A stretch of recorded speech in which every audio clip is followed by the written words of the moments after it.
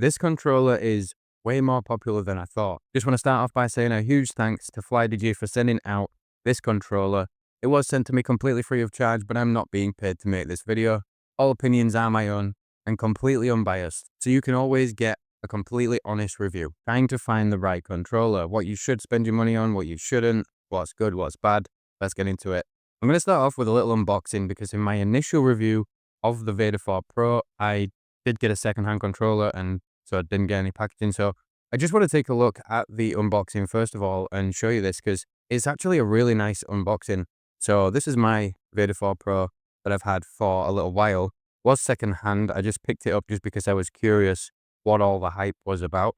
But here we have the box that FlyDigi sent out to me. Innovative force adjustable joystick tension, force switchable impulse trigger, micro switch and linear mode change in one toggle, 1000 Hz polling rate, and that is wired and wireless as well with the FlySync provided by FlyDigi. That's the wireless adapter that it comes with. ABXY micro switch button 2.0. I'm guessing it's just a newer version that they're using on this one compared to the Vader 3 Pro.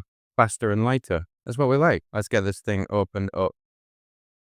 So the controller slides out like that, and then this little bag falls out with it. And all this stuff is really, really nice. But I'll just say this. FlyDigi, if you do watch back on this video, there was a controller that I did an unboxing for, which is the GameSir Nova HD Rumble something or other. Really cheap controller, but instead of using a ton of plastic on the packaging, what they did is they just made like a carry case for it. So basically just a molding around the controller that the controller could be stored in. And that was all the packaging. So it was just a cardboard box and then the controller inside the housing, inside the box. I thought that was really nice because when we take a look at this, it's a lot of plastic. Now, I'm not here to preach save the trees or anything. I do definitely think we should be a little bit more environmentally friendly where we can. But all this plastic they're using, I see as potential. We could definitely make some kind of molding that goes around the controller. So if any controller manufacturers do come across this video, have a think about it. But yeah, lift off the lid and first thing you see is the controller. It's normally in a bag, but I've taken it out of the bag right here. And then in this little compartment, we do have the FlySync dongle as well. And this is exactly the same as what you would find on the Apex 4 as well. We do get this little bag, and in the bag, we obviously do have a cable. Looks like a nice cable. It's not quite as special as the one that comes with the Apex 4. So it's not braided or anything. It's a decent enough length. It's fine. That's okay. Looking maybe about 1.5 meters like that. And it feels of good quality as well. It doesn't feel nastily cheap as some of them can do. And then we've just got some manuals. It's just a user manual. And I think there's a product kind of showcase as well. So in here, it shows you all the other products that they do. FlyDigi. I've seen these twice now. Wireless gaming earbuds. I'm actually looking out for some gaming earbuds, some wireless ones. Yeah, then we just get a normal little user manual. And we've learned a lot about this controller over the last few months. So the whole purpose of this video is to kind of go through everything that we've learned so far and kind of go and cover that, because at first I didn't quite get along and get comfortable with this controller, but I found out why. And I'm going to run through all that in the video. So stick around. And if you don't want to miss any future uploads, smash that subscribe button for us and turn on notifications so you don't miss a future upload. I'm just going to stick those back in there because I don't quite need them. But if you are getting this controller for the first time, I would highly recommend running through some user manuals, because the features that controllers come with, they can take a little while to kind of get to grips with. So here's the controller. You saw it light up earlier. It's got an RGB strip there. That's pretty much all you get, but I do like that. It's subtle, it's tasteful, it's customizable, it looks pretty. And you've just got the LEDs here for profiles, I believe. Mechanical switches all up on the front and on the D-pad as well. Mechanical bumpers, really nice. I do like these bumpers, I love it. And we've got analog triggers right there, but click these switches on the back, instant triggers, really love those. 4 remappable buttons on the back, 2 extra buttons on the front as well for fighting games. This is a great all-rounder. Mechanical D-pad, nice and clicky, love it. What I especially love about this controller is that if you are coming from using a standard Xbox controller or even like an Elite Series 2, even though the price of this thing is cheaper, it's actually a better controller in pretty much every way possible. And this, when you pick it up, I mean, if I close my eyes and put this in the hand, other than the buttons on the back, it feels like an Xbox controller. So you're just going to feel right at home. Hall effect analog sticks, but we do have this adjustable tension wheel right here. And I really, really do like this because normally on a controller like the Elite Series 2, you would just have like 3 different tension modes. So light, heavier, and heavier. And but this one, you get to really fine tune it. And it's the same on the Apex 4 as well. But the Apex 4 works a little bit differently. Go check out my review on the channel for a bit more information on that. But this one, you can quickly adjust the tension on the fly. And this thing goes from really, really light. And I love how light these analog sticks are. And then you wind that all the way to the top. You get probably the heaviest tension I've ever felt. But if you do want that fine aim rate control, and if you tend to be quite jerky with your movements on your thumb, this will definitely help and keep your analog stick movement in check. One feature that the Vader 4 Pro and the Apex 4 do share though is you can pick up this little bag of extra thumbstick caps, and they do have different heights. They have a default and then a mid and then a high rise, so you can stick a longer thumbstick on there if you need to, and that's definitely something I want to work with. So it's really good that they've included that. We do have FlyDigi's dedicated mobile smartphone holder mount and the USB port right there for wired input and charging. You can get a charging dock for this thing, and I believe it's the exact same as the Apex 4 because it's got the exact same shape, dimensions, and everything, and design, and the same 2 pins on the bottom. Now, a feature that this controller offers that the Apex 4 doesn't are those instant triggers. The Apex 4 doesn't have those. When you flick that switch and get the clicky instant trigger, you don't have that on the Apex 4. You do have something slightly different, but it's debatable which one is actually better than the other. It's more of a personal preference thing, but obviously the clicky triggers are cheaper to make than what they put in the Apex 4. Some people might actually just prefer these, and to be honest, I think I do as well. If I could take the Apex 4 controller and just put these triggers on instead with the clicky instant triggers, that would be completely ideal for me, I think.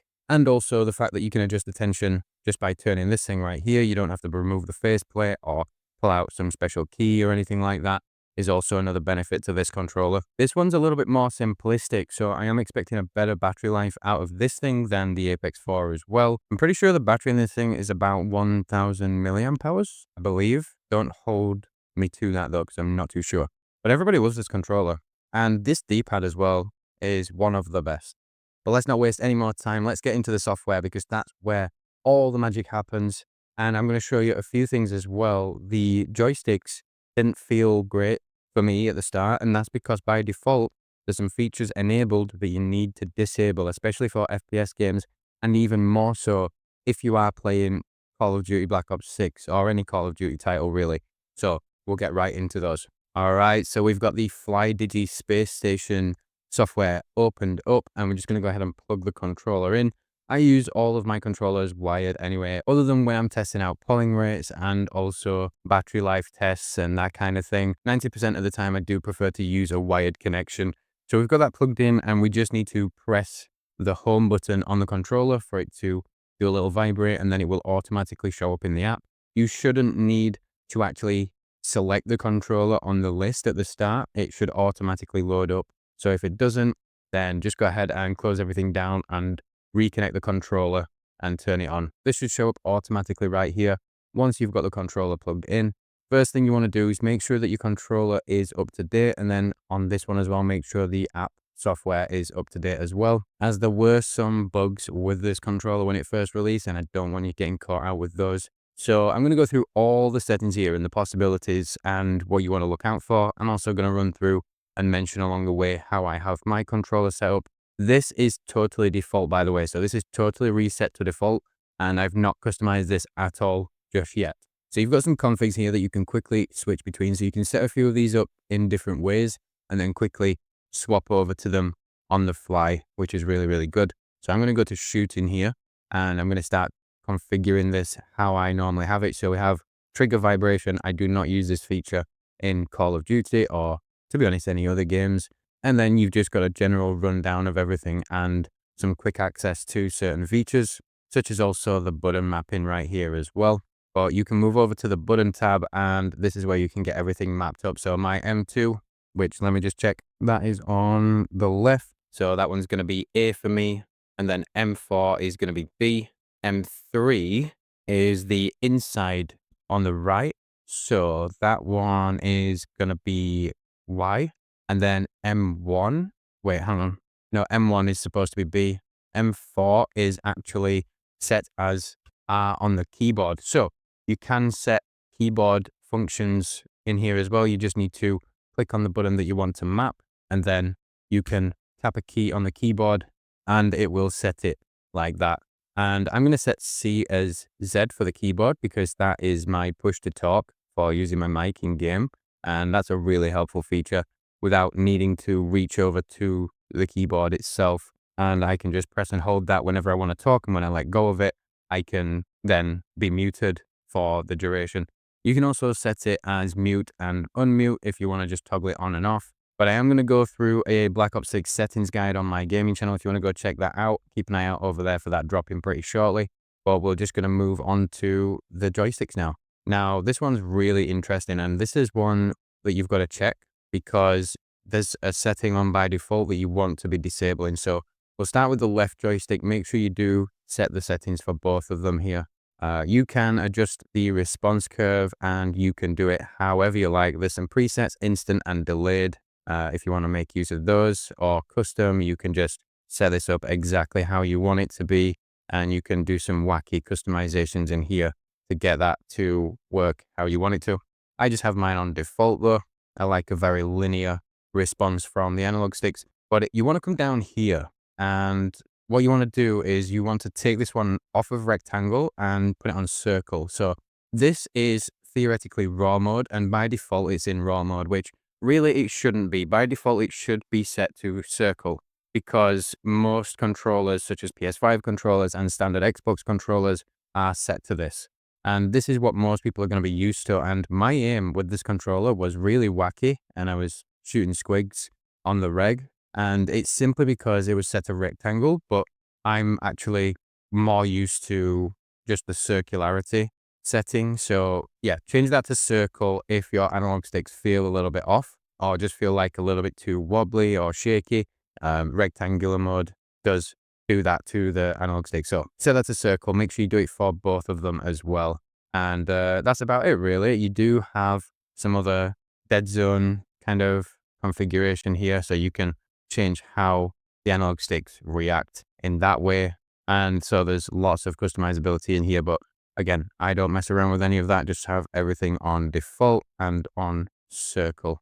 Moving on to the gyro, there's two modes here. I still haven't quite tested out what the difference between these two are. There's probably a little bit of a difference, but you can set your gyro to either work as the left joystick, the right joystick, or the mouse. But I don't use gyro myself, so I'm not the expert on that one really. If you do want me to test this out and spend a little bit more time with it, let me know in the comments. And obviously, if it's something that a lot of people do want to see, then I'll be more than happy to spend a bit more time on it. But as far as I'm aware, a lot of players, especially Call of Duty players, don't really use gyros, so it's not something I pay too much attention to, but let me know. Now we've got triggers. If you are using the instant triggers, so the instant clicky triggers, and you're switching those over, you don't need to mess around in here, although you can adapt the triggers like that if you want to have them still set to analog, and that will make them much more responsive, so you can adjust the dead zones in there. Vibration, I have that disabled, but there's lots of customization on how you can set the vibrations up, so you're not completely stuck with just one default type of vibration. You can adjust the intensity, make it more subtle. You can also make it shake the controller like crazy. These are pretty intense vibrate motors, so by all means play around with that, but I don't really use vibration. I always disable it if I get the option. That's that really, nothing more to really pay attention to. And then you've got a general option. This is where you can adjust the lighting, so you can adjust the RGB. You can even disable it altogether, adjust the brightness. And I like to have this one set at 30. It's a nice steady one. And then vibration, again, for the rumble motors in the controller, you can adjust the intensity, but I just disable that altogether. Moving along to function. This is where you can enable a quick switch configuration. And what this does is you can very quickly change on the fly which configuration you want to use. You do also have a sleep timer. I have that set on never. Now, this is a very important one as well. So joystick debounce. This can definitely make the analog sticks feel a little bit off as well still. So if you are playing FPS games such as Apex Legends and Call of Duty, you definitely want to be turning this off. So joystick automatic calibration will go off automatically, and the debounce, make sure that's turned off. Also, you can turn up the joystick accuracy to 12-bit. You can even have it set to 8-bit and it will still perform pretty well. But if you are looking to get that extra competitive edge or even try and fine tune your aim a little bit, then 12-bit is definitely an option you can go for. I've spent a lot of time playing FPS games, so 12-bit is what I'm going to go for. Don't just jump right into it though, because what this will do is it will make your analog sticks a little bit more sensitive and it will start moving when you're not quite expecting it, especially if you're used to a lower accuracy than 12-bit. So by all means, make use of it, but I would definitely go up gradually. So if you're coming from like a standard Xbox controller, I would start off on 8-bit and then kind of maybe work your way up until you feel comfortable. Joystick polling rate, you do want that on 1000 Hertz to be making the most of this controller. Now, they've given you the option to lower this if needed. Now, the reason it gives you all these options is because original Xbox controllers, and if you're an Xbox user, this is most likely what you're going for. There's probably not many PlayStation players that are going to be picking up this controller, but your Xbox controllers are originally set to 125 Hertz. So if you're struggling to kind of get along with the analog sticks, the joysticks, then what you can do is you can set them to 125 Hertz, which is what your original Microsoft Xbox controller was set to. And then that should make it feel a little bit more familiar. And then you can up the polling rate as you get used to the controller. Or you can just leave it on 125 Hertz, but you definitely do get a little bit of an advantage with 1000 Hertz. The controller is going to feel much more responsive. Now, joystick center sensitivity. This is basically different ratios of how the joystick responds. So you can kind of think of this like mid is standard, slow is a little bit of a slower starting movement, but it's only as you start to move the analog stick. So from the center, either going left, right, or any other direction, if you find that the joysticks are too sensitive and kind of you're struggling to kind of keep them on your target, you can actually drop this down to low and it can give you a little bit of extra fine aim rate control. But if you do want snappy, fast, as responsive as you can get, then fast option is also there for you. Or you can just stick with mid as well. It's entirely up to you if you want to keep it by default. But yeah, if you want a bit of extra control for maybe those longer range shots, then slow is an option that you can go for there that might help you out. Now, just one very last option to be talking about here. By default, this one is switched off, so you don't need to go in and switch it off yourself, which is really good because this is definitely a feature that should not be enabled by default. And if you're playing FPS games like Call of Duty and Apex Legends, you want to keep this off. Do not enable this feature. Basically what this does is this cancels out any reverse input. So basically when you move away from the center, it will register all that movement.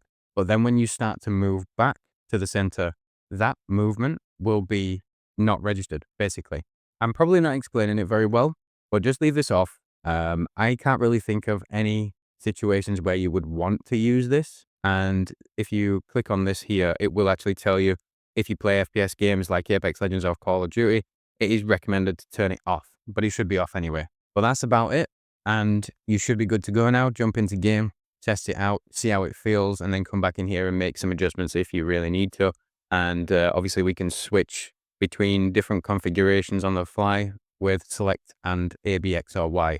So what you could do is set up a few different ones, and then obviously if one feels a little bit off, switch to the next one, and then just keep kind of switching configurations until it feels right in game, just to save you having to open up the app every single time. This controller does also have a switch mode configuration, so it's compatible with Nintendo Switch, and you can have 4 completely other configs set up for Nintendo Switch as well if you want. So you've got 4 for PC and 4 for Switch. And you've also got a testing feature as well, so you can test out how everything looks here. We can see the polling rate and everything else. And I've tested this controller before. It is coming in at about 1 millisecond. So pretty responsive controller, definitely an upgrade to anything Xbox or Microsoft have to offer. and also better than scuff controllers as well, much more responsive compared to those. And you can test all the buttons as well. So if you're suspecting something's not quite working right, then you can come in here and test how it's working. So on the left here, you can see we've got an analog trigger, and you can see how fine of a control I've got over that. You can adjust it nice and smoothly. And then the instant trigger on the right, it just goes straight to 255. And also, I just want to say, these are some of the fastest triggers I've ever used on a controller. I really, really do like these things, and they work very, very well on the instant trigger mode. Love these bumpers as well. Doesn't matter where you press them, whether it's right close on the inside or on the outside. They are easy to access, nice and big, and nice and light and easy to press as well. So great bumpers, great triggers. So I definitely do know now why everybody loves this controller, because after changing all these settings, learning all this about the controller, it really is an upgrade to most other controllers on the market today, and especially for the money as well. It beats out any scuff, it beats out any original Microsoft controller, and even beats some of the third-party competition as well. Now, the polling rate and the actual response time of the controller, even though it is 1000 hertz, there are other controllers that do have a much more stable and a bit of a quicker response time as well. So this controller is not the fastest. And also, some other people have reported another concern that I also had, where sometimes the buttons on the back of the controller have a little bit of a delay to them. This issue is not with the face buttons. So if you do use the face buttons, for example, you use the controller with a claw grip, then you won't get this input delay with the face buttons. But the back of the controller, for some reason, does have a little bit of a delay sometimes with those back buttons. It's not been too much of an issue for me, and it wouldn't stop me from buying the controller, but just something worth mentioning. The D-pad's awesome. The analog sticks, being Hall effect, do still have a little bit of a floaty feel, but because of all the customization that you've got with these things, there are a few options to be able to make it a little bit snappier, and they are still very precise. So definitely not cheap garbage in this thing. There are better ones out there, especially TMR joysticks as well. So if you are struggling with your aim, or you want to have the best aim possible, then you definitely want to be going for something with TMR joysticks, and possibly, just like other manufacturers, FlyDigi are most likely coming up with something in the background as we speak. So if this one's not quite tickling your fancy, then you could stick around, and who knows, we might see a Vader 5 Pro in the near future. But this controller right now in 2025 offers some features that you don't see on other controllers. The adjustable tension really makes this controller unique, and you can tailor it for you specifically. And I think once people do get using one of these for a little while, it's going to be very difficult to use anything else other than what FlyDigi offer. And the verdict is that, yes, this controller is amongst one of the best. It's one of the best things you can pick up right now, and I highly recommend it. I'll leave a link in the description to go pick one up if you want to. It's not an affiliate link, and I will not earn any commission off of it should you decide to purchase the controller. So I do not get any financial support from FlyDigi, or any links that you click on, or any discount codes that you use. If you do want to support me directly, completely for free, hit subscribe. That's all it takes, and it's completely free to do so. If you do want to support me and the channel even further, we do accept donations. You can donate either via Super Chat during one of our live streams. You could also consider becoming a member, starting from just $1 per month. And any donations, no matter how big or small, make these videos possible. You can also make a direct anonymous donation via the link in the description using pally.gg, and that will support our moderators as well. If this video was helpful at all and you like what we do on the channel, consider subscribing. It does help out a bunch. Drop the video a like, and let me know in the comment what you think of this controller. We talk about controllers all day long in our Discord server, so link to that's in the description if you want to come along and join. We are on our way to 200 awesome members in there, and we'd love to have you with us. And if you're interested in finding out what we get up to with these controllers, I'll link my gaming channel down below, where there are weekly uploads, and we are live at least 2 times a week for a minimum of 5 hours. It's super chill, and we have a bunch of laughs along the way. So come hang out. But that's it from me today. We'll catch you in the next one. Ciao.